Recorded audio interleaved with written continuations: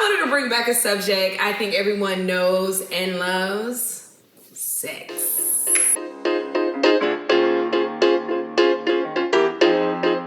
Welcome to the Truth is Easy podcast, where we celebrate life, love, and flyness. I'm Raina Shantae. And I'm Doc.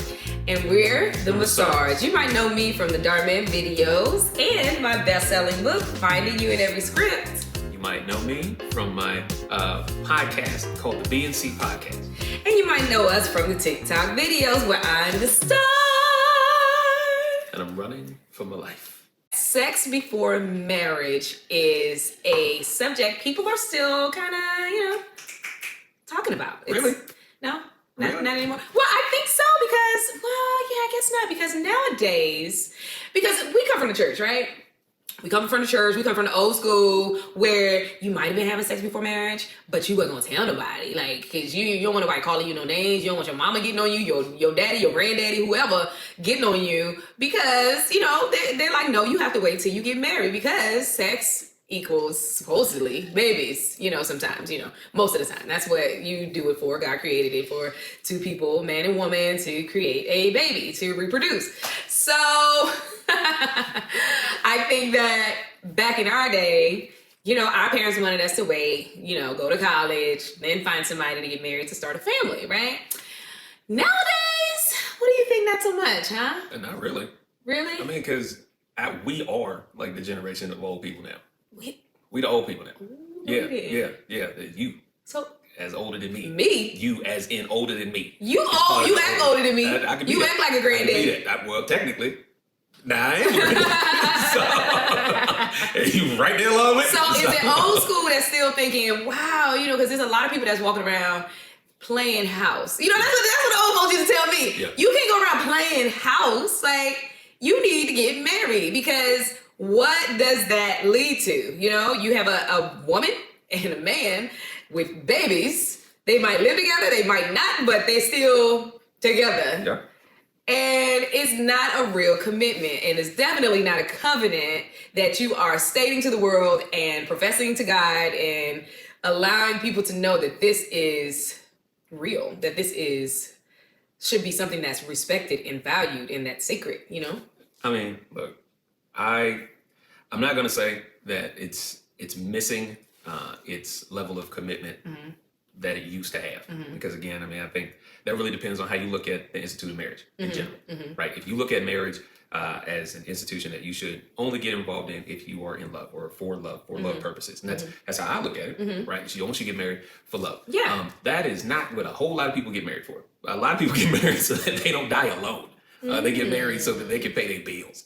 They get married because, they're afraid of losing somebody. A lot of people get married for a bunch of different reasons. And so sex, whether it's, premarital or like waiting for you to get married, I think it still goes up to the individual person about like what's smart for them. Now, I can't be nobody judge about premarital sex because I had a lot of sex before I got married the first time. I had a lot of sex before I got married the second time. And so...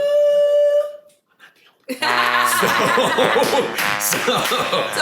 you want to do it with myself. So you're an advocate for premarital sex. I'm an advocate for people being who they are, right? I say it all the time. People gonna be out here peopling, and so if you if holding out or withholding sex is what you're doing to get someone to marry you, I think that's foolishness.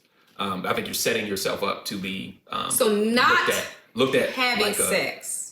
Is that what you just said? No, I said, I think if you are purposefully not having sex to get someone to marry you, that is why you're not having sex. Like, if you're not having sex because of your spiritual beliefs, okay, cool. That's what you believe, bet. No worries, I got you. But, if you're using that as a tool to convince somebody that you're worth of something, I'm sorry, I ain't buying it, right? Because you still are who you are. That is an interesting way of looking at it. I'm so glad we're having this conversation because I never thought that a woman can use her sexuality as a weapon of not giving it to a man and is looked upon as bad. I've always heard, maybe, and this is a woman's perspective, that if you're using your sexuality to get a man, like I'm having sex with this man to get him to marry me, then that's looked at as wrong. Oh, there's also women who it's literally like that's the only reason they not having sex with a dude is because they want to be taken serious. Like I've heard that. I've heard that from a number of women, right? Yeah. Like a bunch of female friends, have family members, a bunch of stuff like that, where you hear women's like, girl, if you really want to have something serious with them, don't have sex with them. Right. And I'm like, I think that's ridiculous. If that is the reason why you are not having sex with somebody, because you are setting yourself up. But that's the only reason why he with you. You set yourself up. Well, Man. a lot of women will give themselves sexually to a man, and they're setting themselves up in that way because they expect that man to reciprocate with some type of emotion, with some type of covenant, and they've ended up, if this man does not stay with her, giving themselves without receiving anything. I ain't like the term giving yourself. Both of y'all was giving up something. Because guess what? You gave yourself, you're going to take it right back with you when you leave. You ain't gave him nothing. All you did was gave him access momentarily. You don't think the flower that a woman has is not giving to a man? You may be loaded into him for a minute, but you ain't giving it to him. No. Because you can walk away with that when you walk away. So no, you're not giving it. I consider this to be a mutually beneficial transaction. So it's a mutually beneficial transaction. Yup. Interesting. So no, I don't believe nobody giving themselves. No. Y'all is I think that we are making love, yes. But especially when you are in the pre-stages of a relationship, right? You're in the pre-stages of your relationship. Pre-stage of a relationship. What does that mean? Dating. When you're dating. Why don't you just say that? Like you're making it all sound all technical. Pre-stages of the convalescence. When you're dating, the man is out to get what he out to get. I mean, I've seen situations where the woman was showing up out to get me. So the man is out to get what he's got to get, but a woman, now this, hey, I may be old school, I'm an old lady, but you spent most of your life married. She is out to get marriage, right? So she wants a husband. He wants what he wants, okay? He wants to find a nice place to lay his loins, okay? It don't matter if that's a wife. So she don't want nothing but marriage. It don't matter if that's a wife. It don't matter if that's a girlfriend. It don't matter if that's a side chick. It don't matter. She don't want nothing but marriage. Every side chick want to be married. Every woman that's out here having sex with these dudes want to be married. Is that what you're saying?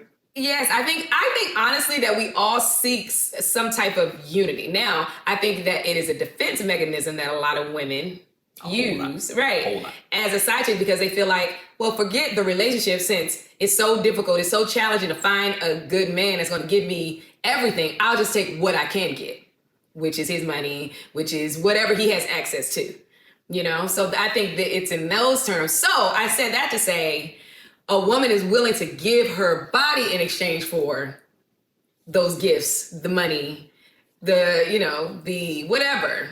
Give. Again, give implies you don't have it anymore. But she's always got it. Well, the thing is that you can have a bunch of stuff. I mean, I'm a spiritual person. So if you look at how God gives, does he ever run out? He's still giving. He's still giving his blessing. He's still giving his love. He's still giving does he ever run out? I mean, he always going to have it, but he's still giving you what it is. So that's what I think about. And I know a lot of women, and that's why I'm saying this is a good conversation, because I truly believe that a lot of women, the majority of women, are taught that what they are giving to a man is themselves, and it is very valuable, and don't allow a man to devalue what it is that you're giving, because it is the gift of the world. Yeah, I would say, well, again, I don't know what the best gift. The best gift of the world is a woman. So, because not only can she give you her body physically for you to enjoy for your pleasure, but then you also have a partner there for your mind, for your heart, your emotional issues, to cook, to clean, to write, to create, to give you your legacy, your children. I didn't even get to being a mother of your children, so a woman has so much to give. I would say that a woman has way more to give than sex. I would say sex is low on the totem pole as far as what a woman's value is. I think if you were going to list all of those other things, I think sex is lower on the totem pole than the vast majority of those things, right? As far as actual value, actual tangible value. Okay, cool, no doubt. But if we're talking about having sex before marriage or having sex before a permanent commitment, because if you just got somebody, you have a life partner, because a whole bunch of people don't even believe in marriage no more, right? So you had yourself a life partner. I believe having sex before you are ready, married or not, life partner or not, having sex before you are ready to like own who you are as a human being, own your decisions, I think that is dangerous. Honestly, it is. And most of us out here running around with a loaded gun when we out here, having sex, men and women, because there's like just the desire, like when you first start having sex, like it's like all you think about, especially for dudes. I don't know for women, but man, like I've seen women do some silly stuff when they, sexmatized, I'll say that term, right? But the same thing with dudes. I know, personal experience, right? Guys do all kinds of foolishness just in the pursuit of sex that you will negate real life responsibilities. You will put yourself in bad situations because this is all you focused in on. Rather than, okay, so what's the connection that I have with this person? What do we have outside of sex? And so that's why I say, like, when you're younger and you're not necessarily as mature, you're not thinking about the big picture stuff. You're thinking about like, this makes me feel good. Oh, okay, this is exciting. That's dope, but then you can put yourself in a real bad spot. Whether, again, it's kids or diseases or bad decisions. Like there's a lot that comes involved when you let your hormones run your life. And that's I think that you're saying it as a wise older man. Yes, when I was a young boy out here wilding, I was shooting up clubs, 100%, right? 100%. Sex was the number one thing that was on your mind. Absolutely. Right? Absolutely. And now that you're over 40, it's like you said, the least thing that's on your mind, which is, I think, for the majority of men that are your age and maybe even a little older and definitely younger, they would say that sex is still very high on their lists. That's what their main focus is. I'm telling you, I think quite possibly because I was, let's see, this is not one of the podcasts we can say all of that. I was very active. Yeah. Right? And so because of that, while I love sex, sex is great. However, it is not the end all to be all because I've had a whole bunch of it and my life was still what it was. You know what I mean? So like, if I ain't had no money and I can still give me a whole bunch of sex, I still didn't have no money. I probably had less money, even though I was getting me a bunch of sex. When I had some money and I was getting a bunch of sex, cool. I still had money. Actually, I had a little bit less money. It always comes down to like a little bit less money. And I think when you like money, sex drops down in significance. In significance, it drops down. Because then, like, honestly, the bread starts to take priority. But then people mess up. They mess their bread up out here chasing. Like, dudes who are married and, like, still have side chicks or go out there cheat on their wives or whatever, you are messing up the bag for some booty. There are some people that do have a sexual addiction. You know what I mean? Some men, and they say, oh, he's just being a man, but that's an addiction. That's an addiction. He's sick. Now, I love sex. However, again, it cannot run my life. I don't know how sex can run your life and you be a committed person. I don't know how you do that because literally it's whenever you walk out the door.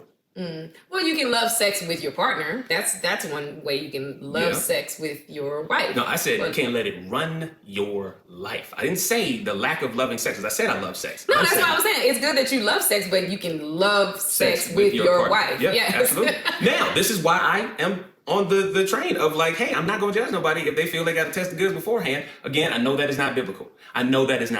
Right? So you follow what the God you serve tell you to do, right? But I'm just talking about just in logic when we're thinking about that. Hold on, because I got a point I don't want to lose. So if you was out here and you got married to somebody that y'all don't work out together sexually, now you stuck.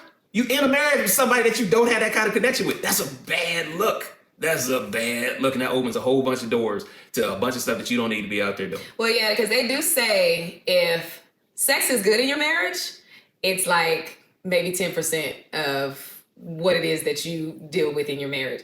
If sex is bad in your marriage, it's 90% of what you deal with. That is the major problem in your marriage. Yeah, man. So, so that's what I'm saying. Look, when the Bible tells you that you should abstain or burn, right? It's talking about you should abstain from, like get married or burn, right? And it's talking about burning with desire. Because again, all of them hormones jacked up in your head making you do foolish craziness, right? Because you all horned up. So the Bible's like, well, I'd rather you go ahead and get married than burn up and do a bunch of foolishness for this desire, right? So, but just about like making smart decisions, again, hey, look, sex is super dope, and I'm not finna, act like it ain't.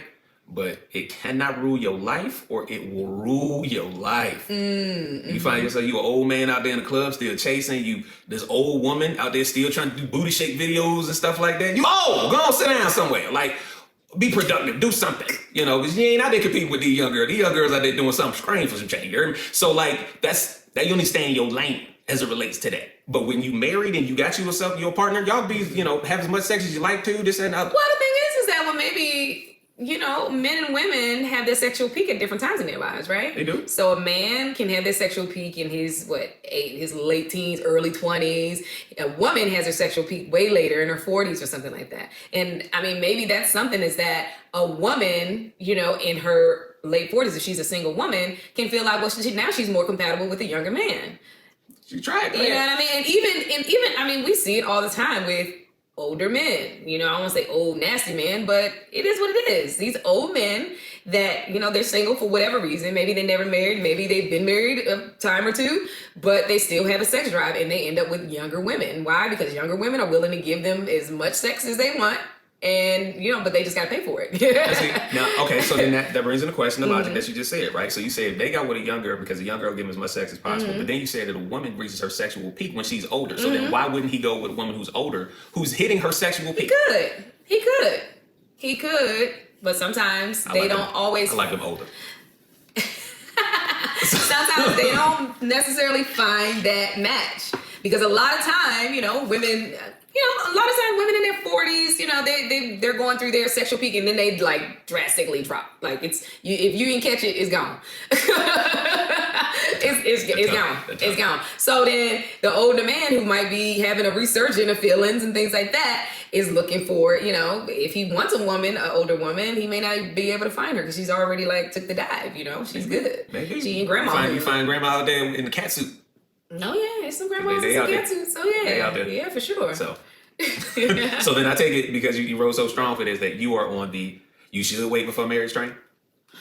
Well, you know how I feel. I know what you did. You know how I feel about spiritual ties, and that's why, I am very careful about, who you share yourself with, who you share your body with, because I feel like it is, though we're not, standing in front of a church, in front of a preacher, it is a covenant, a tie that you are making with a person when you share each other, and so it's a very strong bond sex has. It really, really is. So it's a powerful bond, and it's a gift from God. Besides you.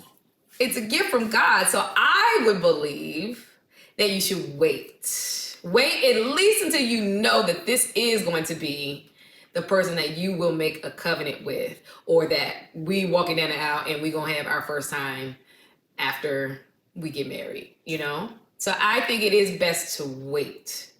Wait as long as you can, because then you'll really know if that person is in it for you as a whole, to be a man that loves you and protects you and provides for you, or is he just there to get what he... you left it right there. Yeah. Like that's a layup right there. That's just right there. Right in the hole. You did. Right in the hole. There you go.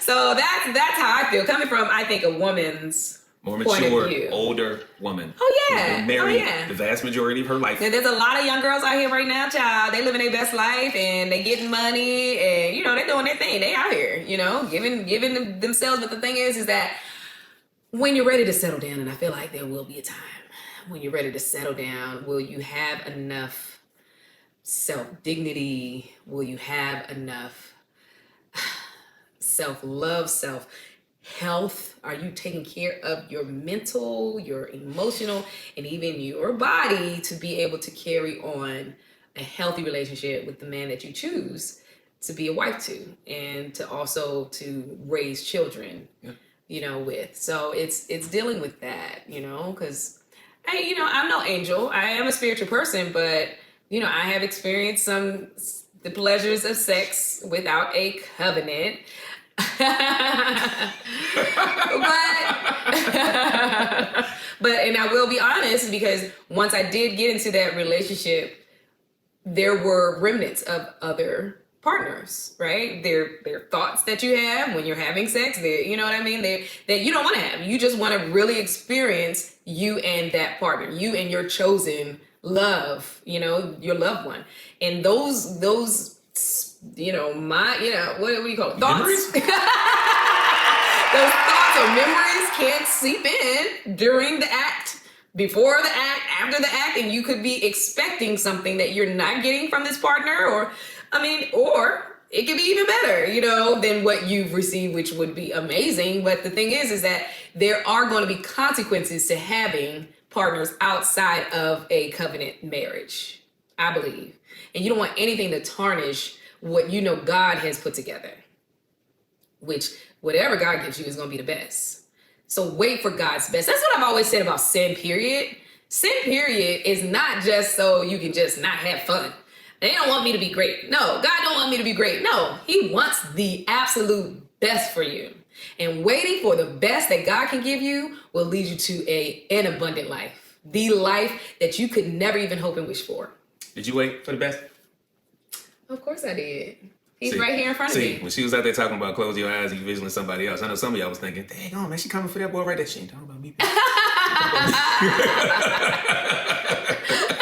Hey, it is what it is. But hey, that's it. But I did. I waited for the best. God bless me. God bless me. And, that's the thing about being spiritual, is that you have to go to God and you have to say, hey, if you've been out here in these streets, ladies, hey, if you've been out here in these streets, you got to do a spiritual detox, not only a mental or physical, you got to do a spiritual detox of these past people that done came through you, okay? Look, also, let's be real about it, man. If you got kids with somebody else, and then you start to get in a relationship with somebody else, that is a reminder of this past sexual experience that can never go away. Oh, yeah. Right? So, there's some women who, if you get with them, they want you to get rid of all the stuff that you had when you was out there running these streets. But then you come to my house with a baby that ain't mine. Right. Hold on. That's a remnant of when you was out there in these streets. Yeah. Right? So, be real about that. Right? And that's men and women. For my brothers, if y'all come in there, you got baby mamas, you got kids or whatever, don't think that woman doesn't have the right to be like, am I sure I want to take on all of this? Because it ain't just you. Same thing with you ladies. It ain't just you. If you got kids, you asking for this man to take on all of that. I want him to love me for me. You also got you. And so on that note, thanks for joining us. Thank you for joining us. Another episode of the Truth is Easy podcast. See you next time.